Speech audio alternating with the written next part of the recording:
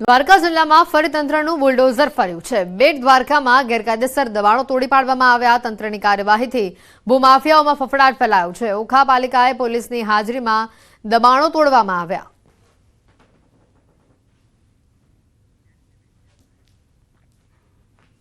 રાજકોટના ધોરાજીમાં નગરપાલિકાએ ગેરકાયદેસર દબાણો તોડ્યા છે। ધોરાજીમાં પોસ્ટ ચોકથી લઈને જૂના ઉપલેટા રોડ ઉપર દબાણ હટાવ ઝુંબેશ ચલાવવામાં આવી।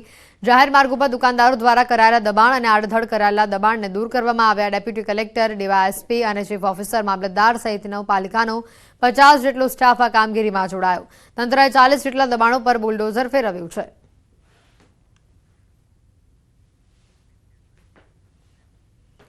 બોટાદ સાળંગપુર રોડ પર અનાજના ગોડાઉનનો કથિત વિડીયો વાયરલ થયો છે। સરકારી અનાજ સગેવગે કરવાના કૌભાંડના આક્ષેપો સાથેનો વિડીયો વાયરલ થયો છે। સિટી મામલતદારે સ્થળ તપાસ કરી। અધિકારીઓએ વિડીયોમાં દેખાતા ગોડાઉનમાં જઈને તપાસ કરી। ગોડાઉન ખાલી હોવાનું સામે આવ્યું। અંદર અનાજ ન મળ્યું। મામલતદારે ઉપરી અધિકારીને સમગ્ર રિપોર્ટ મોકલ્યો। જિલ્લા પુરવઠા અધિકારીઓ અને મામલતદારને તપાસ સોંપી છે। સ્થળે મુલાકાત કરેલી, અનાજનું ગોડાઉન ખોલી અને જાતે તપાસ કરેલી। આમાં કોઈ અનાજ કે કોઈ વસ્તુ પડેલી નથી। એ અંગેનું અમે સ્થળ સ્થિતિનું પંચનામું અને વિગતવાર અહેવાલ આજરોજ ડીએસઓ સાહેબને મોકલી આપેલ છે। આગળની જે પણ કાર્યવાહી કરવાની અધિકારી તરફથી સૂચના મળશે જે કરવામાં આવશે।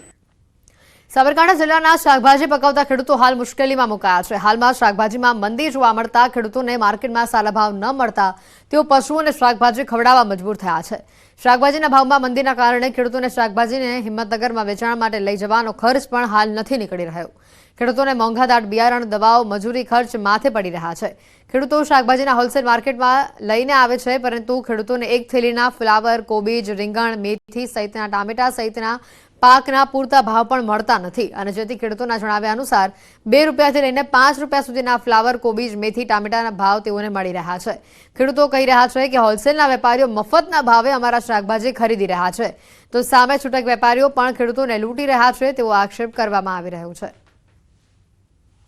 2 થી 3 એકરમાં વાવેતર કરેલ છે ફુલાવરનું અને વિઘટાનું ખર્ચ 25 થી 35 હજાર રૂપિયા ખર્ચ થાય છે અને તે ખરેખર અત્યારે આ ખેડૂતને પાલબતે એમ થશે નહીં અને અમે માર્કેટમાં લઈ જઈએ છીએ તો તેનો 2 રૂપિયા ભાવ ચાલે છે। તેથી 2 રૂપિયા ભાવ ખેડૂતને પોસાતો નથી અને સેવાનું કામ કરે છે। ત્યારે આજે શાક માર્કેટની અંદર પુષ્કળ આવકના હિસાબે શાકભાજીમાં મંદી જોવા મળી છે। ફુલાવર સવારે 100 રૂપિયા મણ વેચ્યું, પાછળથી 50 રૂપિયાનો પાઉચ વેચ્યું છે।